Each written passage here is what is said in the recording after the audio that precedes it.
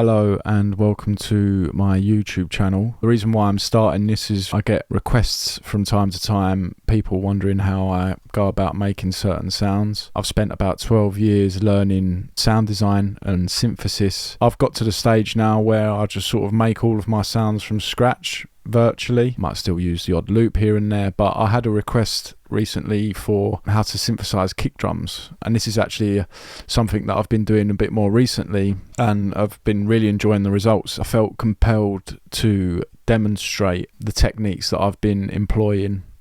And if you stick around to the end of the video, I'll sort of give you some reasons why I think this is a beneficial route to go down. I didn't trust my ear initially when I was starting out. I used to just sample kick drums from tracks, which is still a viable option for me, but it's just not something I'm doing at the minute. So yeah, let's just jump in and just get this tutorial going. So you'll see here, I've got a kick. I'll just name this channel Kick as a duplicate. What we're looking at here is a project of a track that I've just recently finished, but we have a initial instance of operator here. So this is a note. We've got a MIDI note here, G0, and it sounds like this. So you can hear that there's sub there, but it's you'll only hear that on decent speakers, by the way. But we don't, it sounds nothing like a kick right now, right? So how do we do that? Well, the main option that we need to toggle here within operator is this pitch envelope dial. This button, sorry, I should say. So with this on, this now changes the signal to sound something like this. It's getting closer, but it's still not quite there. So for my personal tastes, for my tracks, I'm going to adjust the peak parameter here up to 24 semitones from 12. And this is just raising that initial transient, so the pitch envelope that is now being applied to the sound is starting from a higher range on the keyboard. Now you'll hear what that has done for our sound. And now that is the basis for a lot of kick drums. It sounds like that sort of 909 kick drum that you get from the Roland drum machines. There's some parameters that you should be aware of for shaping this sound. Firstly, within the pitch envelope itself, if we adjust the decay time, we get a fuddier kick, I guess you could say.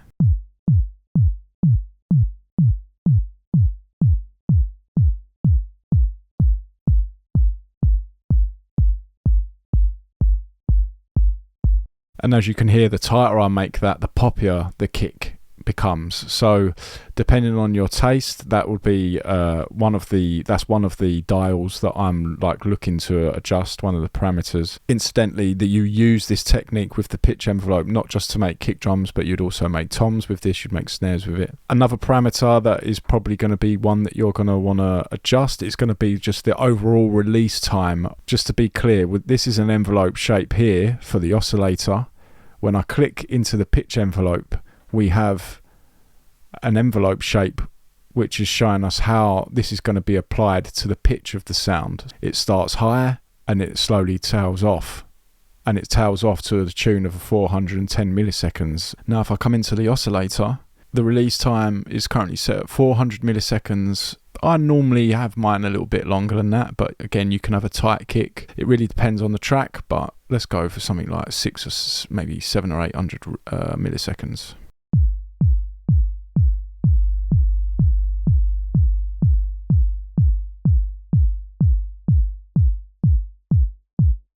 And again, you can really dial that into taste. And this is one of the benefits of this way of working, is that you have full control over the kick drum. You can really make it blend to whatever track that it is that you're working on. And this building block here, that is just part of what I would do when it comes to making a kick. I used to be frightened to layer my kicks, but now I learned that this is actually quite a crucial part in order to get the required sound that I'm looking for from a kick drum. This on its own is a little bit too basic. What I would do is I would add a drum bus plugin which is native to Ableton, and with this on,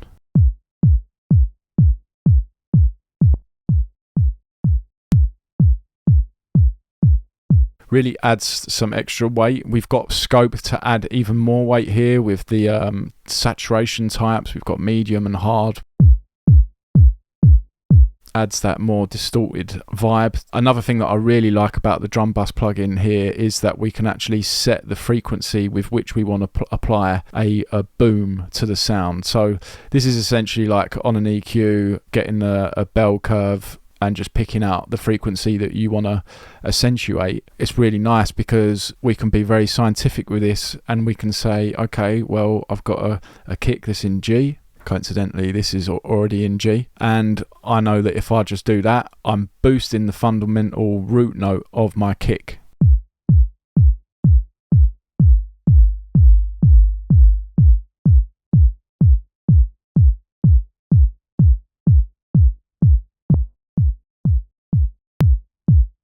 Now, of course, we're adding a lot of volume to the signal, so naturally it's going to sound better to your ear. But this is quite a handy little tool to have. It has a similar sort of impact to just almost increasing the release time, but it is different. The tone becomes more apparent to us. The longer the release time is, the longer it's ringing out for, so we can hear the note clearer. This is actually doing something different where we're boosting the frequency. It has a similar sort of effect where it's making the sound ring out. Of course, you do all of this to taste. Make little subtle adjustments, nothing too drastic, because if it becomes a bit too drastic with the parameter changes that you're making, I find that the sound can become quite unnatural. So that's the basis for the low end of my kick drum. That is it. And I've got a demonstration here that I can show you with this track that I've just finished. I'll mute this so you can hear it in context.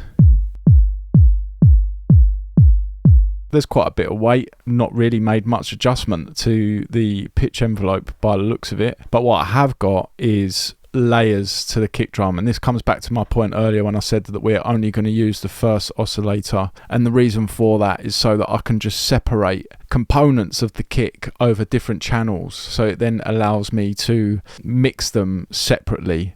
If I was to just use this operator in order to get like the sort of mid section to the kick and the high section to the kick, I've then got no way of being able to treat them separately. As you can see here, and then we've got the high kick. Now these are done in the same way as the low body of the kick drum, except what I've done is I've changed the coarse tuning of the oscillator to, this is very similar to like adjusting the octave, but it's slightly different in that it's not always octave jumps. Sometimes you get fifths. You can see the envelope shape will change when I'm making the mid to high parts of the kick, because I don't want the note to ring out. I just want that sort of initial transient to help the kick come through in the mix. So if we compare envelope shapes, you can see here quite a standard shape, whereas with the mid and the high kick, I'm taking the decay time and I'm making it really tight. So we're not getting that frequency ringing out like we are with the low end of the kick drum. So that's just going to help us with mixing. So let's have a look at this then. So we've got a really tight envelope shape. We've still got the pitch envelope applied. It's not so crucial for these sorts of sounds, but I'd just apply it anyway. I can show you the sort of with and without.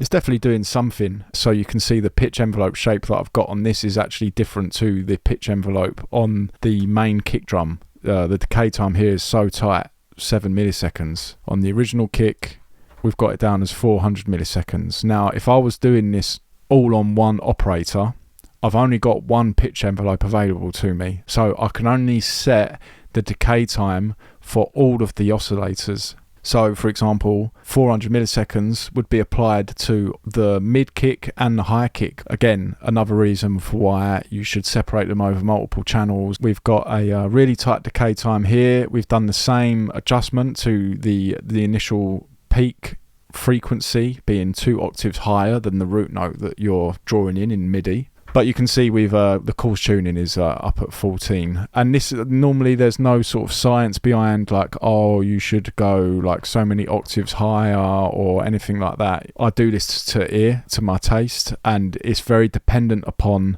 what else is in the track, percussion wise and things like that. So if I'll solo just the high and the mid kick, and then I'll bring the drums in with it so you can hear what I'm talking about.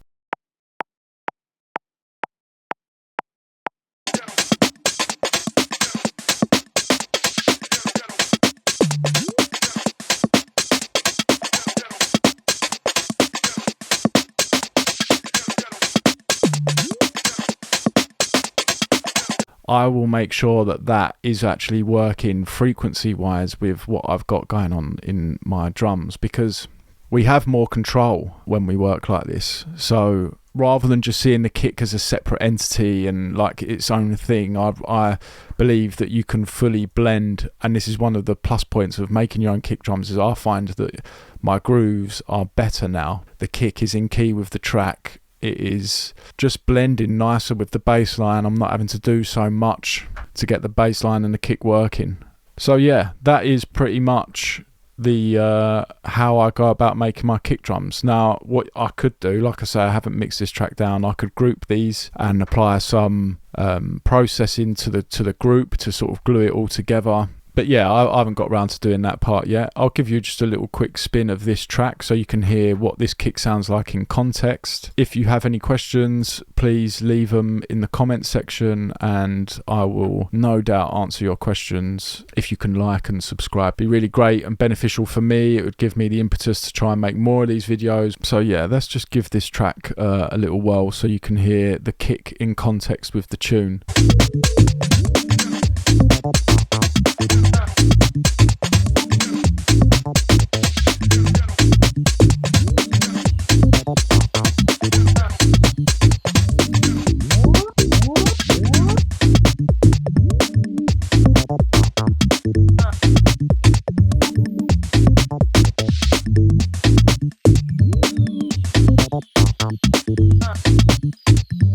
That gets my heart pumping.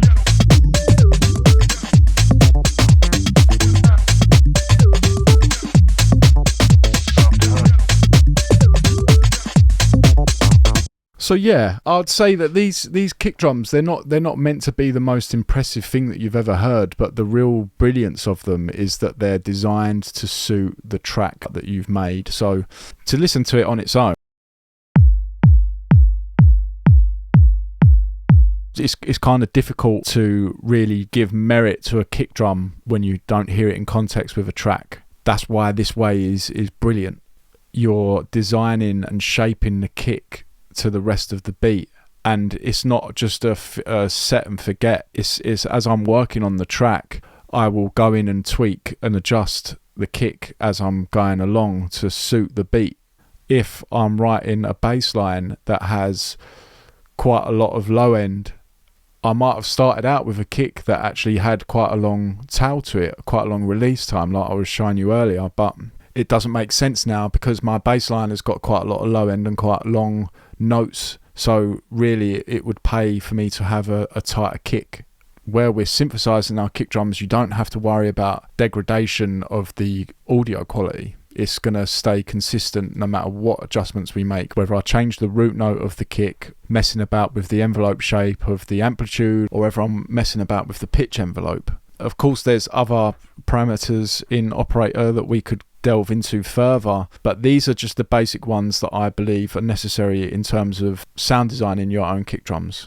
So yeah, that's my first ever YouTube video. I'm aware that there could be things that I might do better. So if you have any pointers and the things that you think I could do to help the quality of my videos, then please put that in the comments section. And hopefully you got something from this. Hopefully this helps, even if it's just for educational purposes and you're still going to sample your kick drums for the time being. The results that you can get from this are more beneficial for the overall quality of your tracks. So thanks for watching, and I'll catch you in the next one.